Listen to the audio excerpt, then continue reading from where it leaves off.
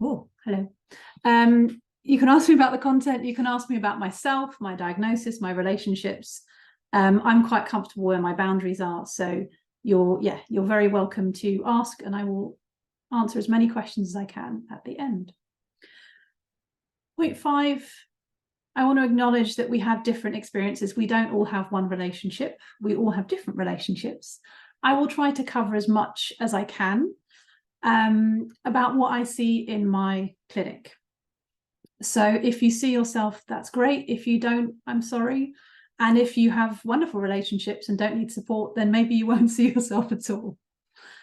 As we had in the introduction, consent and respect are at the core of any relationship. And I'm going to keep coming back to this has to be something that you are choosing because it makes you feel good. And this is my special interest, so I could talk about this for days, and I do. I train people for days and days on this stuff. So what I'm giving you in the next 50 minutes, I can teach often with therapists over 3 days. So let's go. These are the topics we're going to cover, maybe.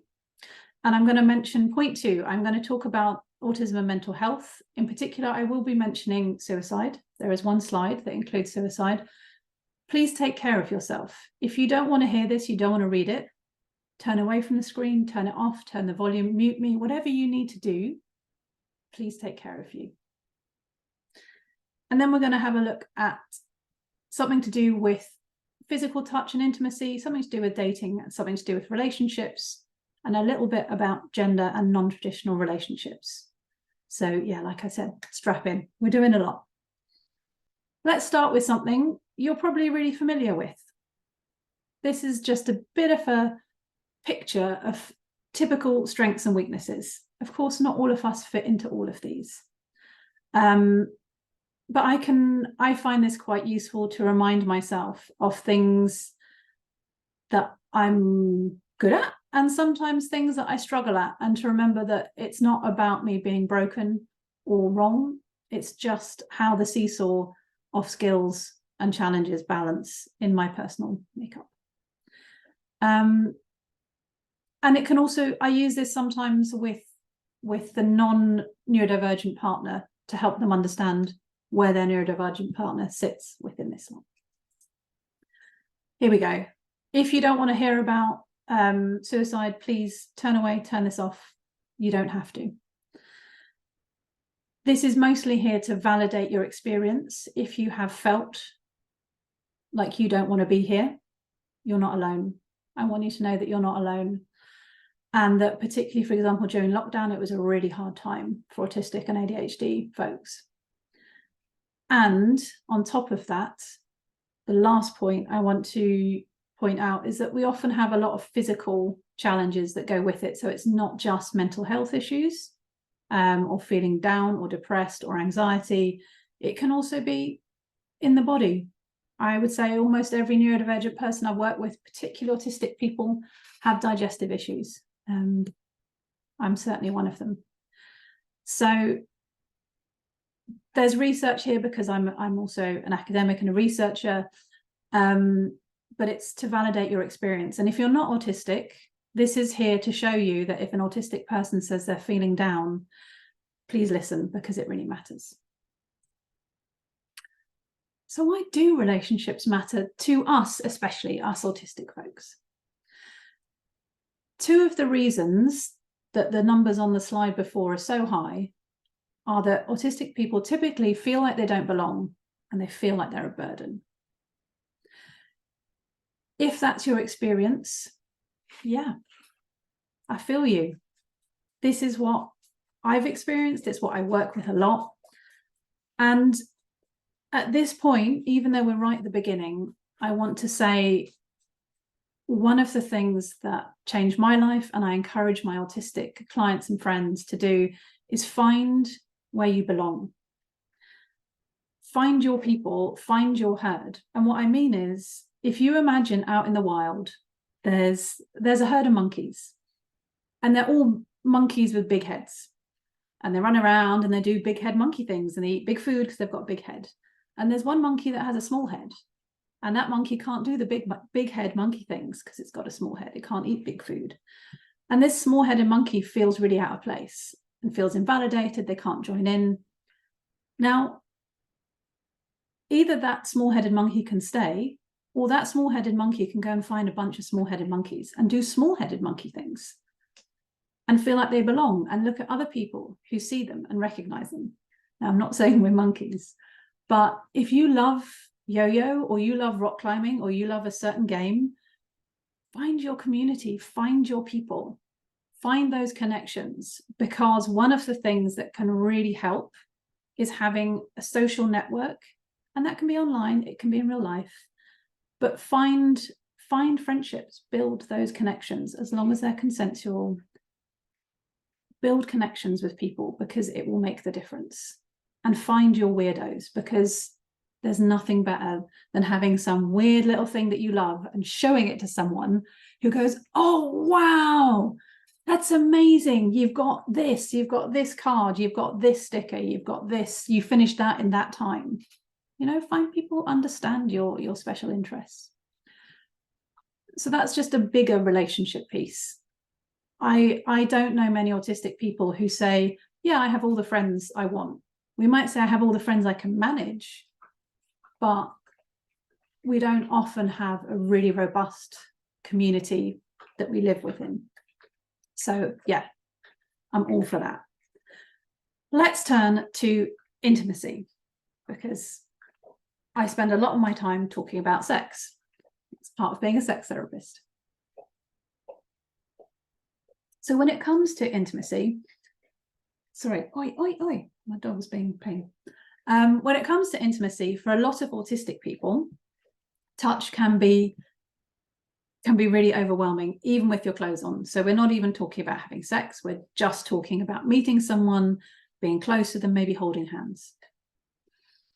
Because as soon as you get close to someone, there's the touch, but there's also, what do they smell like? What does it feel like to have them nearby? Do they talk too loud? Do you enjoy being that close to them? Do you notice all the other things? What about the fabric of the clothes they're wearing? So one of the things I do to help autistic people work out what they like in terms of physical intimacy, and that's everything from holding hands to having sex, is we look at the different senses. And this can be really helpful. So if you think about yourself, you might find that you like certain senses being stimulated more than others. So you might like someone who talks very quietly, you might like a dark room, you might like to be in a light room, you might like strong smells, you might like strong aftershave or no aftershave. And this brings me to part one. This is something for you to think about for yourself. How sensitive are you to sensory input? So some people are hyposensitive. They don't notice much that's happening. They might not notice in their own body. They might not notice if they're hungry, very familiar thing. They might not notice if they're too hot. One of my really good autistic friends will be walking down the street and he's sweating, and I'll say, "You look a bit hot." It's like, yeah, like maybe take off a coat. Maybe you don't need to be wearing so many layers. So for those sort of people who tend not to notice, we call that hyposensitive. And there's nothing wrong with that. You're not wrong, broken, nothing like that. You just don't notice as much. And what we find is that with a lot of autistic people, you're one end or the other. You can be hyposensitive, so you don't notice being hungry, too hot, too much pressure, or you might be at the other end of that sensitivity and be hypersensitive, which means that everything is too much. Now, I have synesthesia, so a lot of the time, everything is too much. And I didn't know when I was younger that the whole world didn't have synesthesia. So I didn't realize, I couldn't understand why other people could be just in certain spaces and be okay. You know, I couldn't even eat. I remember school canteen was horrendous. It was so noisy. And we had fluorescent lights. I was like, how can you eat? I'm already entirely flooded and overwhelmed. And obviously when it comes to sex or any form of intimacy, if you find all that input too much, then you might not want to be intimate, or you might only want to be intimate with your clothes on, or you might not want to have certain types of intimacy or sex. And I just want to say, as a sex therapist, you can have the most amazing intimate relationship. You can love each other, you can adore each other, and you don't have to have sex. Okay? It's not a requirement. If you don't want to, you do need to talk about it with your partner, but we come back to this consent and respect. You get to choose. If you don't want to do something, you don't do it. So if you've had a thought about, do you think you're more hyposensitive or hypersensitive? And we tend to be more one end or the other, although there will be certain times when that changes. It's not completely fixed. Or you might find with one sense it's more one or the other. So part one, am I more hyposensitive or hypersensitive? Part two, what do you do with all this that you receive? So some people, even if they're sensitive, they love having a lot of input. You know, people who go clubbing, people who go to theme parks, they love roller coasters, it's noisy, it's loud. There are some people who just love a huge amount of input and that feeling of kind of just having it washed over. Especially if you find it hard, if you're hyposensitive, you might like having really high level of sensory input. And you will go and look for that. Other people might be much more passive. And I give an example of a lovely lesbian couple I work with who are an ADHD couple. The ADHD partner is very bouncy and playful, and she will often grab her partner, like grab her boobs or grab her bum. Let me say, they're married, they've been together over a decade. And the autistic partner really doesn't like this. And it was one of the things that we worked on together was the ADHD partner. She just wanted to grab her partner. And she saw it as an expression of love. She's very much into her active self-regulation. Her autistic partner found it very intrusive and invasive. So sometimes there can be a mismatch in how we want to touch each other. It's something that can be talked about, but again, there's this consent thing. You never have to let someone touch you if you don't want to. And you can always say, that's not what I want. That's not how I want you to touch me.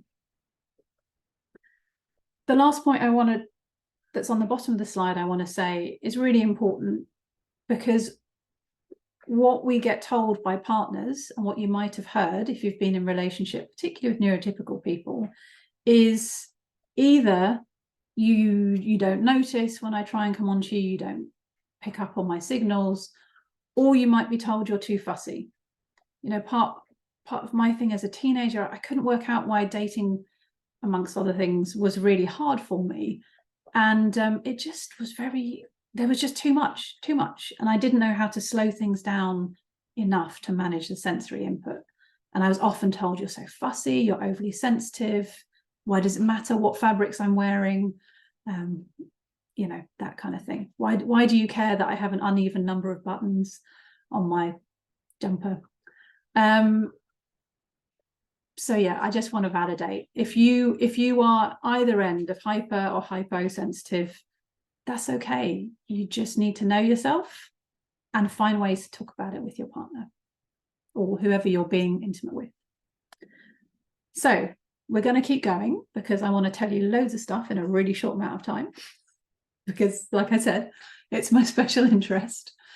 Something you've probably heard about, PDA, pathological demand avoidance. This is also part of my diagnosis. How we come across is very controlling and dominant, especially, and even domineering, especially when we're anxious or stressed. Chances are, if you're an autistic person, you have a good dose of anxiety. So it can show itself in dating, anything from a small amount to all the time. I would say what it feels like from the inside is that everything is too much.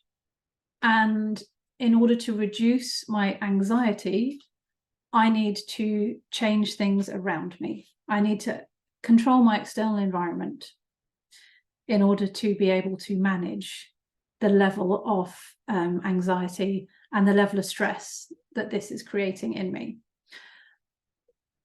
I don't necessarily see it as avoidance. I see it as a way of trying to manage sensory input, but that's my take on it. For me, this translated into a three-date rule. If I couldn't decide, or if whoever I was trying to date, if we couldn't decide if we wanted to be together or not after 3 dates, they were out, because I couldn't deal with that uncertainty. Now, I don't do that anymore because I'm old and well, in my 40s. So I have been able to work on my capacity to be with uncertainty. But when I was younger, I would rather not be in relationship than have to deal with the uncertainty of dating. And although I thought I was just taking care of myself, what it felt like for my partner or potential partner was that it was a very controlling experience, because I was trying to manage everything so intently. Rejection sensitivity. I'm sure you've heard of this as well. There's a lot of talk of this on YouTube, TikTok. Although it's not a clinical term, I think it's used a lot. And I think it's a useful idea. I don't think everything has to be in a medical book to be valid. And as I mentioned that point, I would say I'm a big fan of self-diagnosis if it helps you feel better about yourself and understand yourself. I don't encourage people to self-medicate. That's quite different. I think any medication needs to be done under professional supervision, mental health care professional supervision, prescription. But in terms of understanding yourself, feeling like you belong, if you're a small-headed monkey and you've been with the big-headed monkeys and you watch something on TikTok that goes, oh, there are other small-headed monkeys, maybe I could hang out and understand myself and feel validated, then that's all good. Rejection sensitivity. This is something that I see a lot, one in younger couples and younger people, so I'd say 20 and under, and 2 people who have a lot of trauma, and especially sexual trauma in their past. I work with a really lovely lesbian couple, same-sex couple, and one of them very much believes that she is a burden on her partner, and that her partner can only enjoy herself if the one I'm talking about is out of the way. And that, in a way, is a form of this rejection, this idea that I am a burden on my partner, and they would kind of be happier without me. And so, a bit like the PDA, there can be a sense of, I don't think I can stay in this relationship or I can't be with this person. With the PDA, it's overwhelming because of the anxiety more. With the RSD, what you get is a sense of, I'm too much.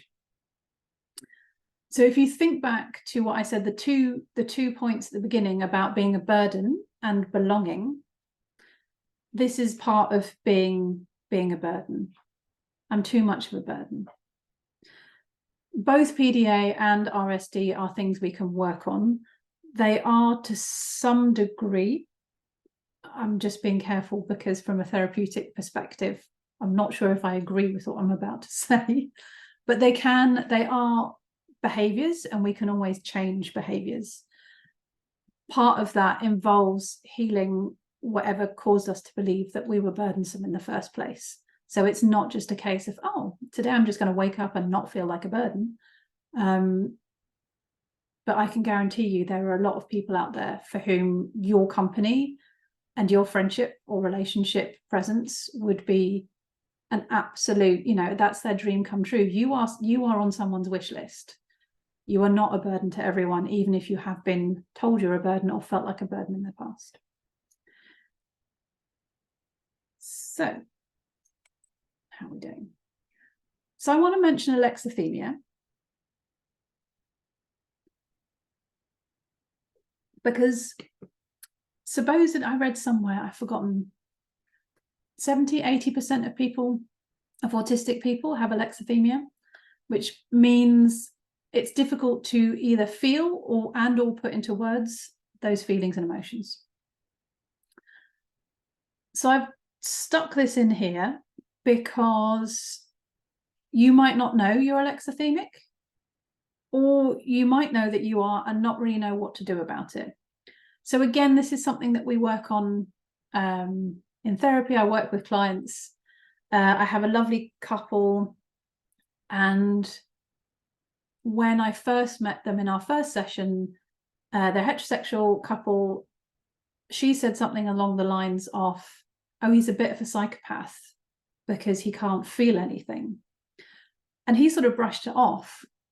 But I thought that was a really hurtful thing to say. And I would not want to have my partner describe me as a bit of a psychopath.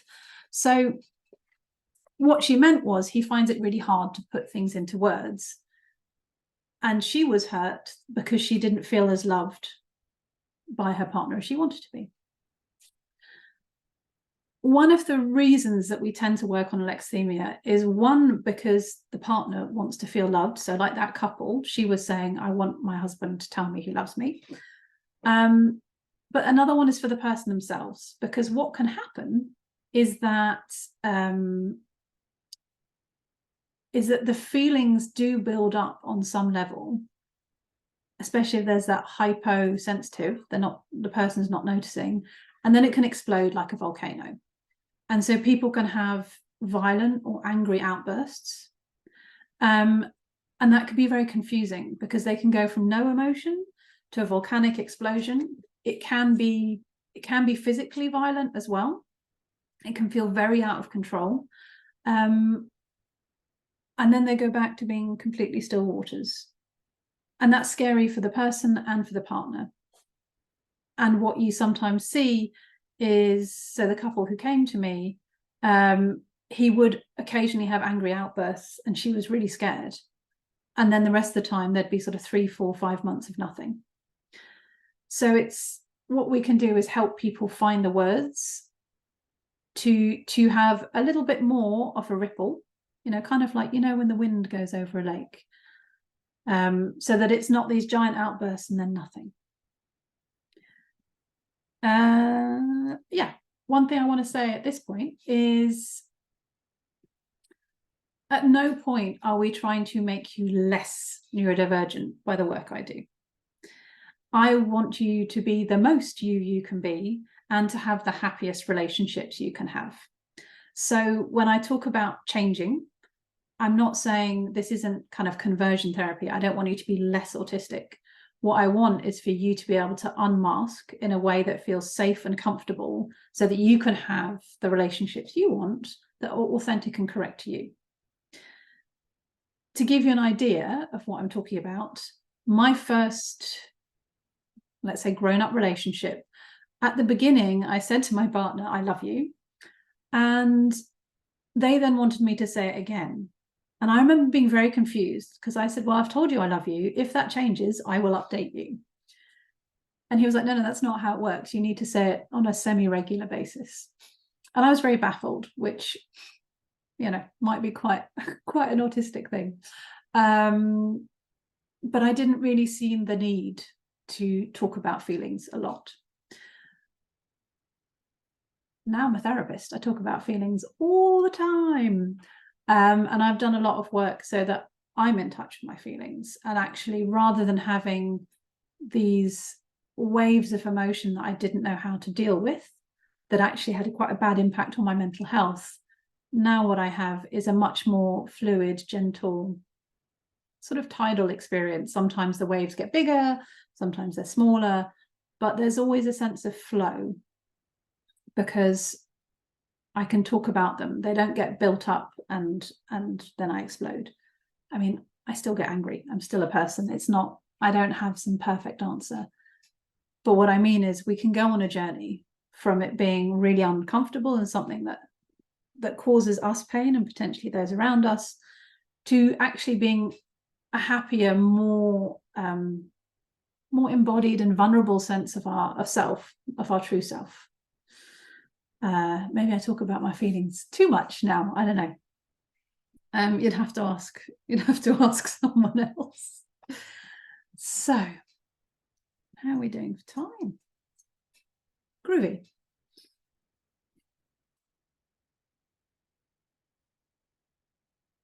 So we've talked a bit about the touchy-feely bit, sex, intimacy, that side of things. We've talked a bit about dating. And now I want to talk about two parts, two things that I see in relationships that autistic people often bring. One is relationship OCD. Now, you might already have a diagnosis of OCD or just O, or not. It's not obvious to me if relationship OCD is more prevalent in people who have an individual diagnosis or not. I don't have enough evidence and I haven't read anything.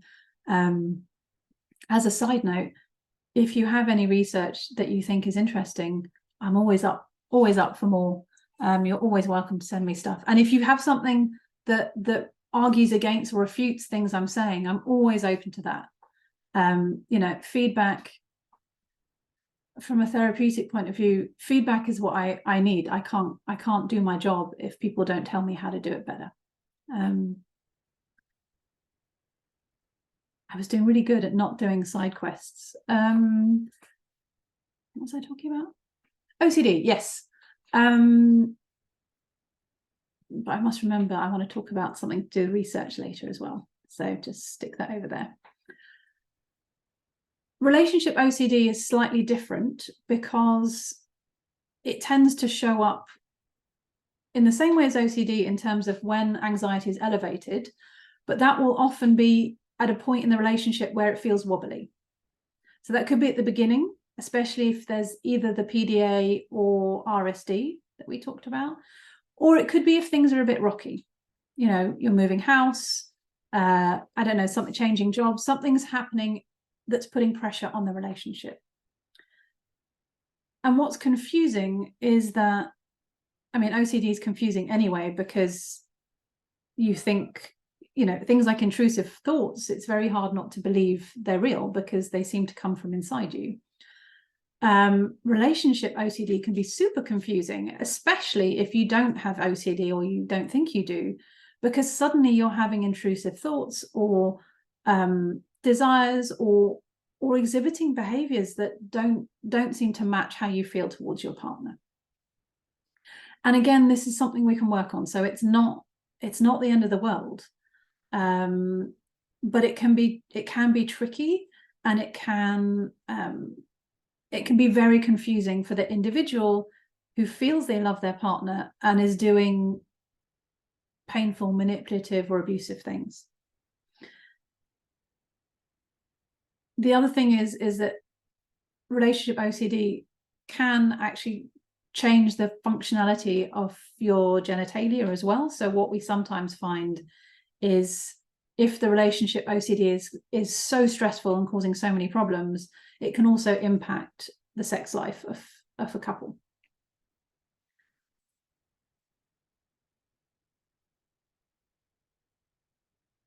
Oh, yes, that was the second point. So that was the main, the sort of the most common relationship OCD presentation I get is the sort of stuff on this slide. The other thing I would want to mention is what I call favorite person experience, which is more the obsessive side of the OCD. I have a lovely client who is trans femme, and they often meet trans femme lesbian, and she'll often meet other trans femme women and date them, but also want to be them. So this is very common for those of you who've been in same-sex relationships or who are. We often meet a partner and we go, wow, I want to date you and be you. And that's part of the beauty of the experience. Not everyone, but this is just something that can happen. When it's obsessive, it goes too far. So thinking of the client I mentioned, one of the things she did is she wanted to be this partner so much that she changed her study, her subject of study, and she applied to her partner's boss to try and get a job, well, actually to get an internship because she wasn't qualified, in the same lab where her partner worked. So it becomes really obsessive, this favorite person experience.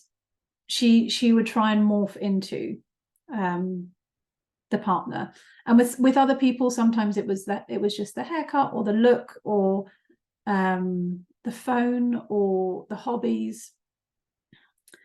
But it can be very destabilizing for the partner to have this favorite person obsessive behavior put onto them.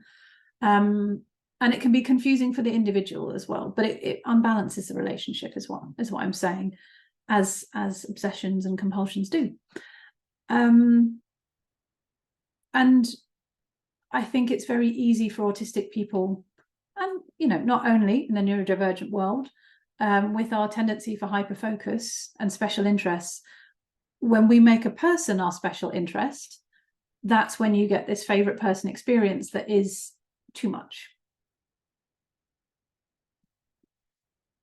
When is it too much? Good question. I think there can often it can be felt if something feels like an infatuation. Does it feel like how it is with other friends? Or does it feel like you have to talk to this person, be near this person all the time? Anyway. So moving from relationships, I want to talk a little bit about gender and different types of relationship. Like I said, we are doing a lot in a very short amount of time.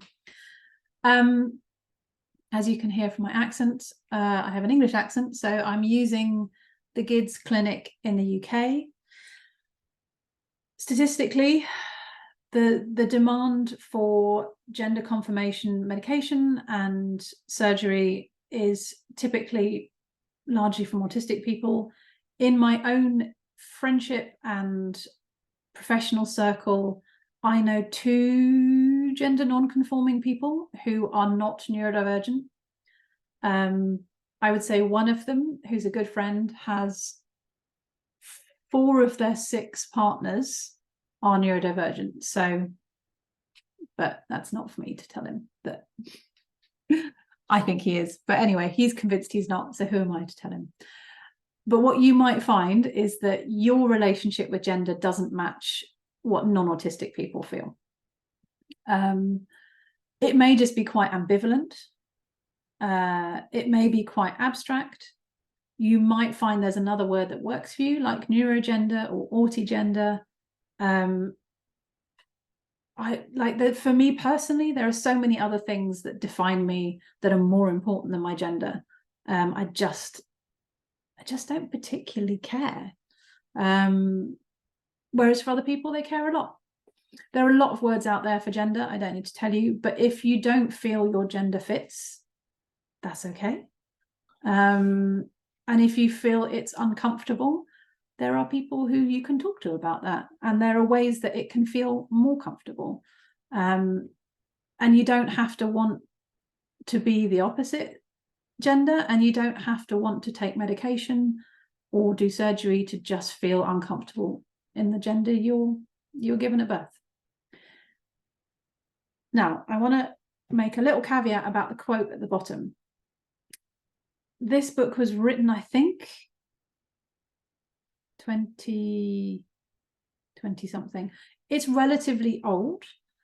I wouldn't phrase the sentence at the bottom the way that Rudy Simone did, but I like the point that she makes, so I've added it here. I don't think, and I wouldn't mix sexuality with gender.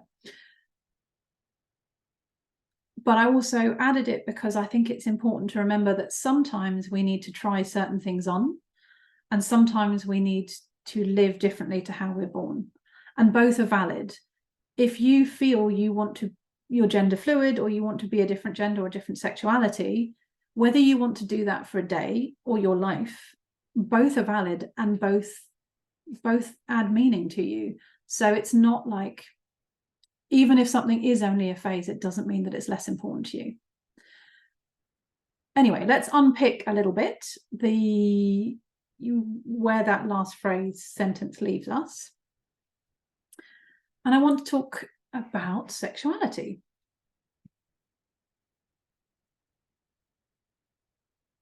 So just as gender doesn't always sit as comfortably for us,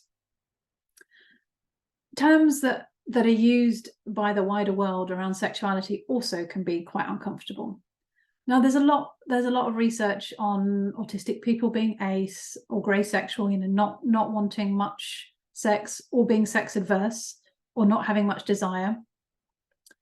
If that's you, that's totally okay. You can have, as I said, you can have amazing relationships that don't have to include sex. We have a term in the queer community, QPP, queer platonic partnership. Actually, at the weekend, I saw one of my favorite QPPs, who are a cis gay couple. They're in civil partnership. They were a romantic couple.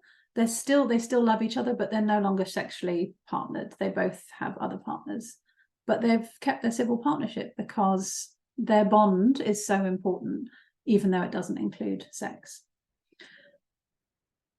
The other thing I would say is, personally, I never understood the idea that you were supposed to define your sexuality based on a part of someone's body that you couldn't see when you met them. It was like, wait, I can't see your genitals, but I'm supposed to decide based on your genitals whether or not I find you attractive. In my personal logic, that doesn't make sense. I describe myself as omnisexual or bisexual because I either like someone or I don't. That's where neurotypical ideas of sexuality don't work for me. In my autistic brain, I find you attractive or I don't. It's that black and white. And if that's how you feel too, that's fine. We can do things differently. Just be careful about who you tell, because if it's not safe, your priority is to take care of yourself. If you don't feel it's safe to talk to people around you, it comes back to finding your monkey herd. And if that's online, if it's a helpline, if it's a group, find people who it's safe to be yourself with. The last two, I'm just going to make quick points on. Am I going to say anything else?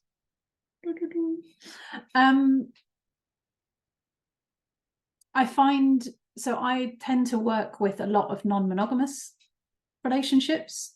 I find a lot of autistic people don't feel like they have to be monogamous. Some do, and that's totally fine. And if you're in the monogamous group, that's absolutely fine. A lot don't feel the need to belong in the same way, or they're happy to be connected to multiple partners. And being non-monogamous comes in many forms. You can have open relationships, you can be polyamorous, you can be polygamous. The hardest thing for me personally is, one, I find dating horrendous.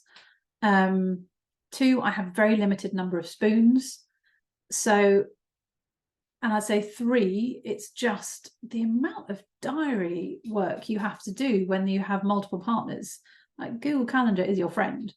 So for me, actually, the limitation is my own energy and my available time. It's less to do with things like how many partners.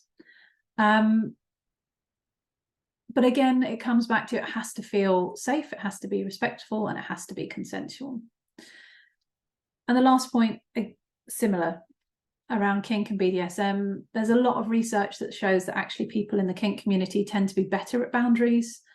In my experience, I find that there's quite a lot of neurodivergent people, and particularly autistic people, in the kink community, because they can make scenes that work for them that are very specific and very boundaried.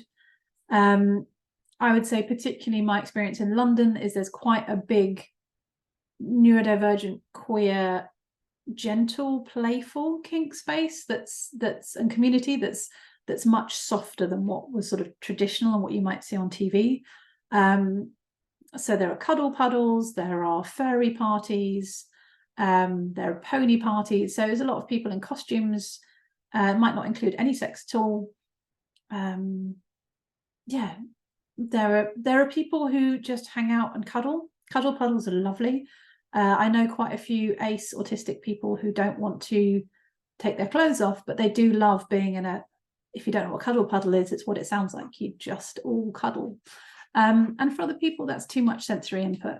But it can be really lovely just to be kind of like a an animal, just snuggled up together in a non-sexual but cozy way. So those are just, like, I've pulled out a few bits. Like I said, there's 3 days worth of stuff in here at least, which I have just thrown at you like a toddler with my special interest. It's like, here, mummy, look at my favorite rock. And I appreciate you listening. I am going to make sure there's time for questions. I just want to show you one more slide,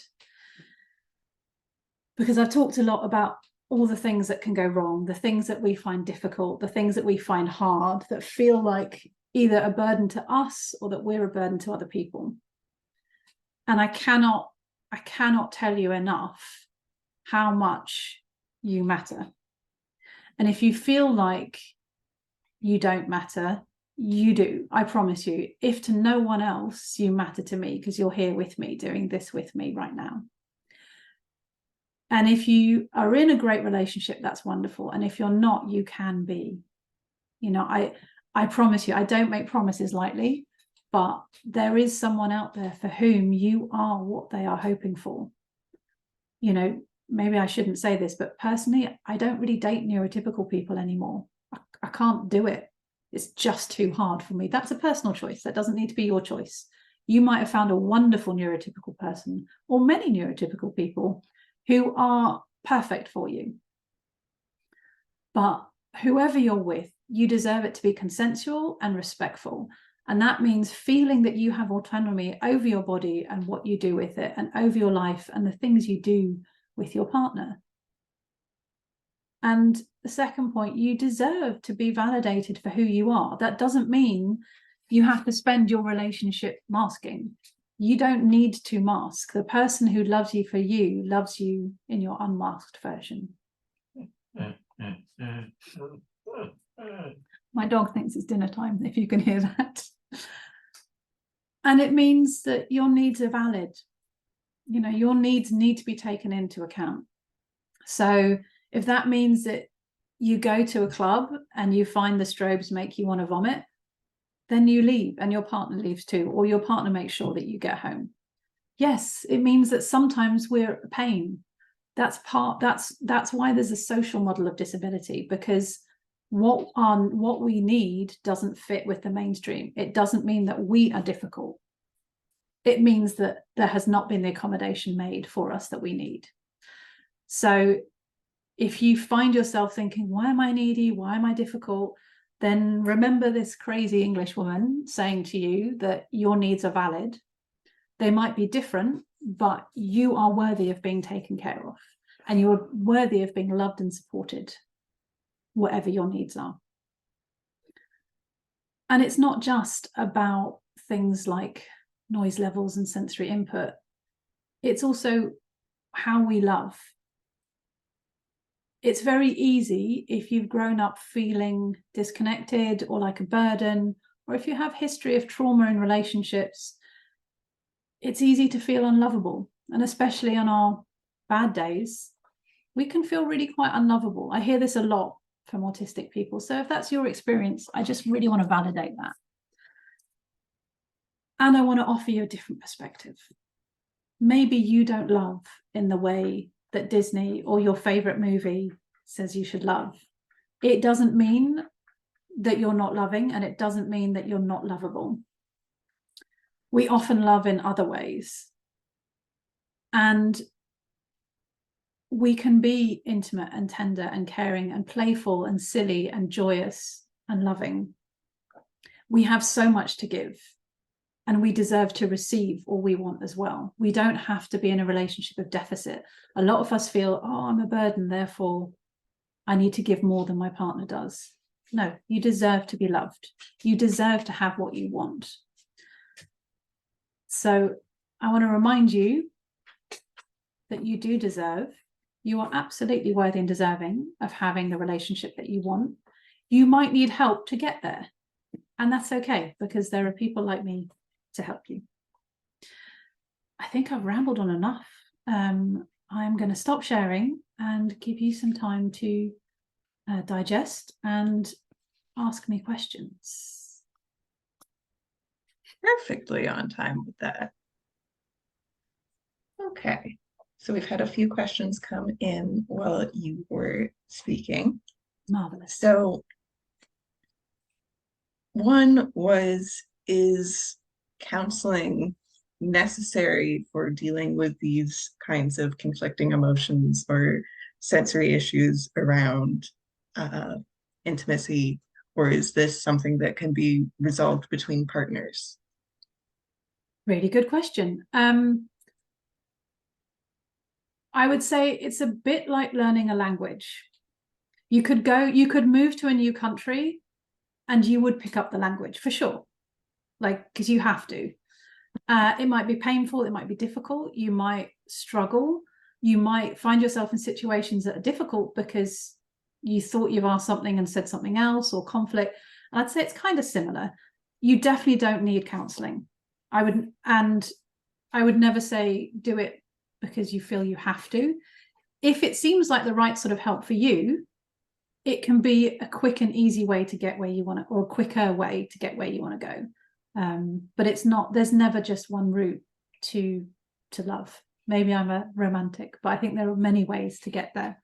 And there are books and there's YouTube, and you can get an awful lot of support without paying for it, I would say. Another interesting one is for suggestions for, they say,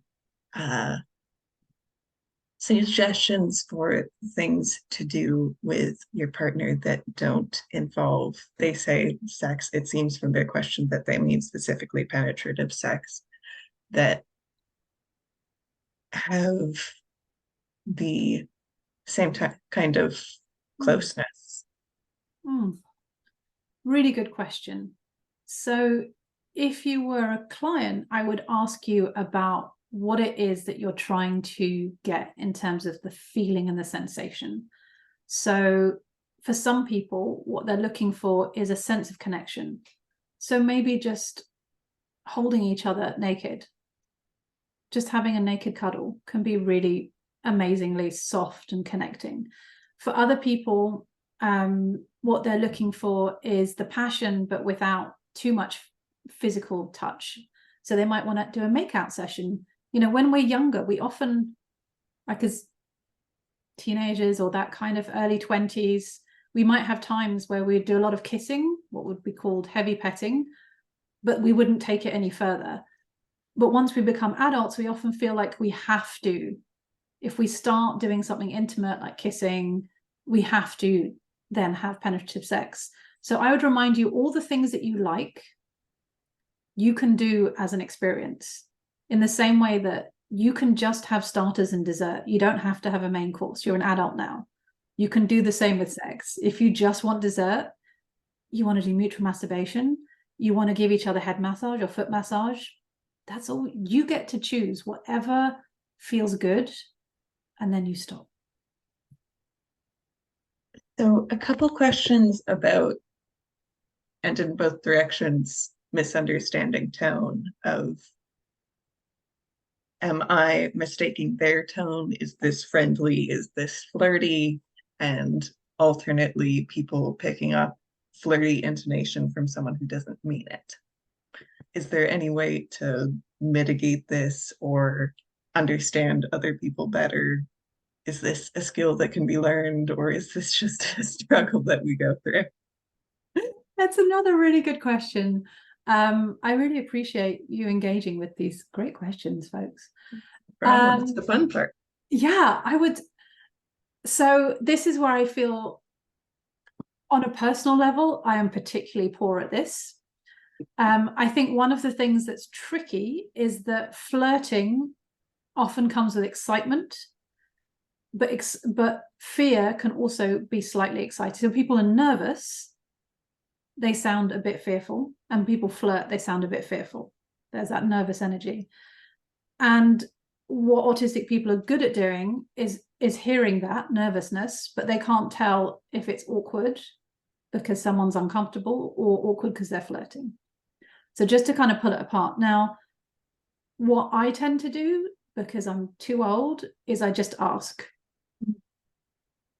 And it's part of the reason I like dating neurodivergent people, because right from the outset you're like, is this a date, or is that flirting? Because whatever you're doing is weird, could you not do that, and then we can just have a conversation.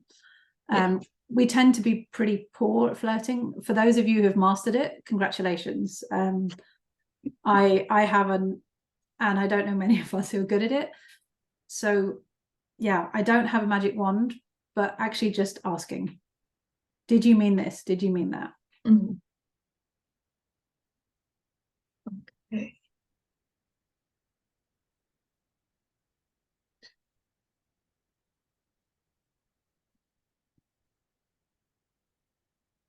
Are there any suggestions for people who are trying to build up that confidence for the first date, for entering or re-entering the dating scene, which can be quite a struggle for anyone, let alone for us? So yeah, I would say own your needs, right? So for example, a lot of dates, neurotypicals will say, oh, you should go on a date on a Saturday night to a bar. Like, all of those for me is a no, no, and no. I'm a morning person, so, and I'm a nature person, and I'm a quiet person. So I would say I will meet you for a walk in a park on a Sunday morning. Those are my needs. I can't do late, and I can't do noisy, and I can't really do synthetic light in most, like the kind of those horrible lights that shout at you. And certainly not if there's loud music as well. That's not a date, because what that is just a trauma screaming at me. Own your needs, work it out. If someone says to you, I'd like to go on a date, say, that's great, I need to be home by 9. Let them know in advance. You know, I want to meet you in the pub, how about we go for a walk instead? Because the other thing is that if this is the person you're going to be with, they need to know from the outset that that is a non-negotiable. So like, one of my partners is a musician, he has ADHD, he likes really loud, like what I would call obnoxiously loud. And that's great. And I said from the outset, that part of your life you do with other people. So there was no mis-expectation going on. So, and you're allowed, I really want to give you permission, you're allowed to ask for what you want and need. So this question has been asked a couple of times and in various different ways, but it really all boils down to how one person phrased it, which is just, how do I find people like me? Good question. Short answer, short on the spot answer is, one is get to know yourself. I knew my masked version of me very well, and I made sure she had friends, which meant that the real me was very lonely. Mm-hmm. And the more I unmasked, the more I found I like doing a really weird combination of hobbies, and they don't really match. They don't overlap the kind of social norms of the things. But guess what? When I really sought out people who like the really weird things that I like I love wet taxidermy, which is like dead things in jars. I'll find you a specific grad. Yeah, I have over 40 houseplants as well. So living is also important to me. Yeah. But I went to things, I found online communities, I went to events in person. The happy relationships I hear and friendships are the autistic people who embrace those things.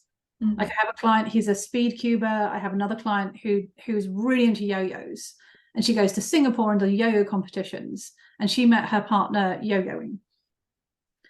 So there's something really about embrace yourself. And this is maybe the second, which is really hard. Mm-hmm. And then equally hard is you have to talk to people. Now, almost all my hobbies are solitary things that you do silently, which means they're really not social hobbies. Yeah. But if you live alone and work online and don't go out, then at least talk to people online. Be part of an online. We have to talk to people. Sorry. Hmm.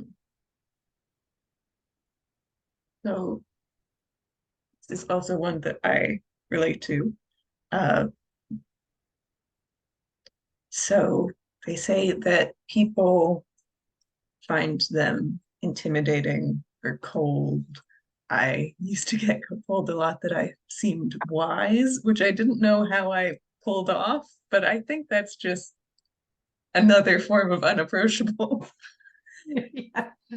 How do you become more approachable or appear more approachable in these sorts of situations?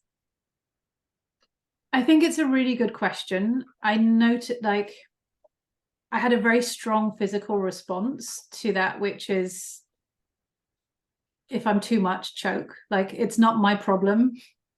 Um, I was often told to smile more. It's like, Yeah. what? I That's not my problem. I'm very smiley and very warm. But yes, what I found was the right people for me didn't care. That wasn't a problem. The people who think we're unapproachable, maybe they're the big-headed monkeys. They're not our people. But at the same time, it is something about, you need to decide what feels comfortable to you.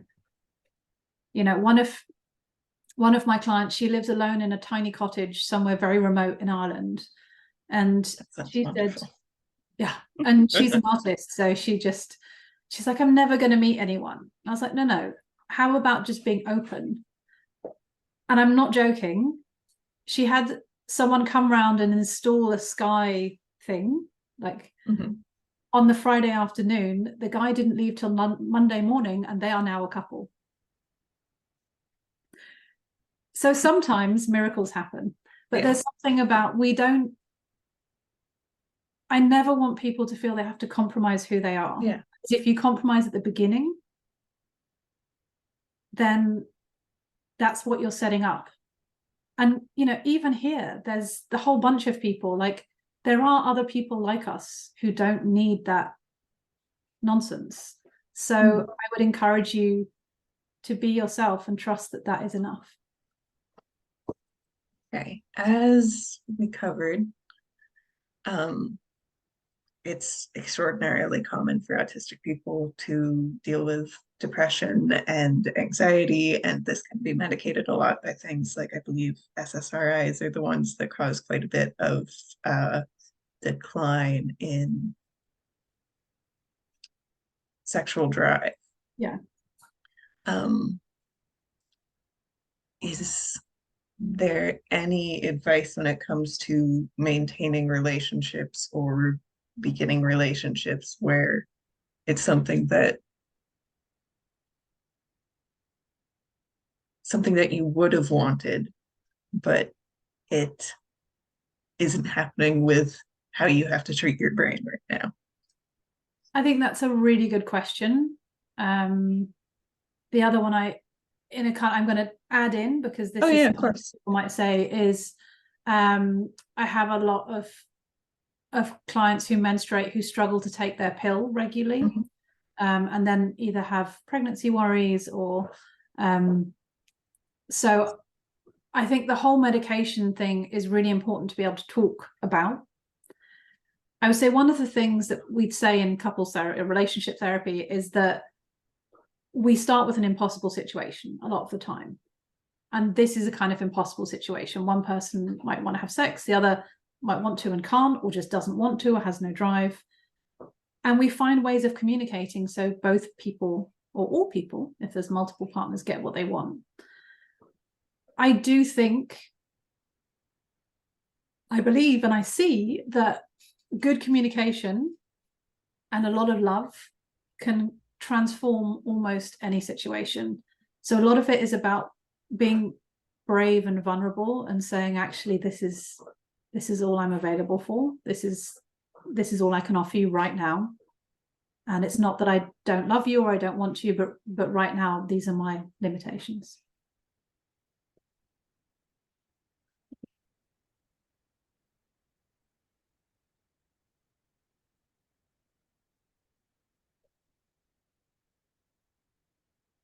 So a lot of them have also come in with the idea of trying to differentiate what is someone who's trying to be a friend and what is someone who is romantically or sexually interested in you. How do you judge that difference? And also, how do you come back from when you might have gotten that judgment wrong? I would say this is especially harder when you're younger, because I think it can be a lot less clear. Yeah. And it's not as obvious. Just throw something on my dog. Oh, stop it. I would say I don't have a solution. If I did, I would be a multimillionaire and not sitting here working. I think it's one of the most painful and difficult things for anyone, and this goes beyond autistic. I think even for those teenagers and young people who were handed the book of social rules that we didn't get. The one bit of advice I'd say is go really slowly, because part of what anxiety does is make us do things quickly. Yeah. And often you might not know if you've met someone a few times, but the chances are, if you've seen them over a few months,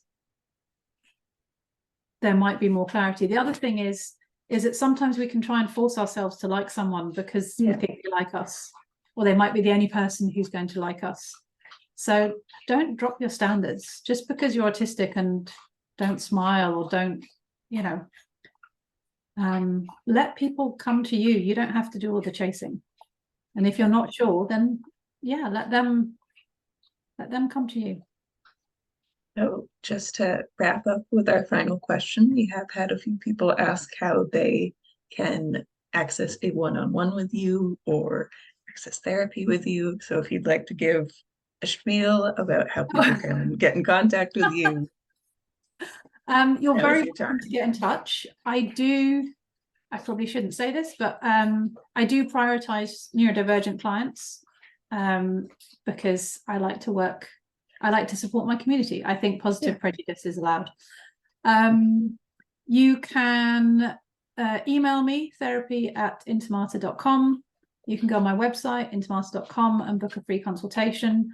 I am fully booked right now. I only work with adults. I don't accept insurance.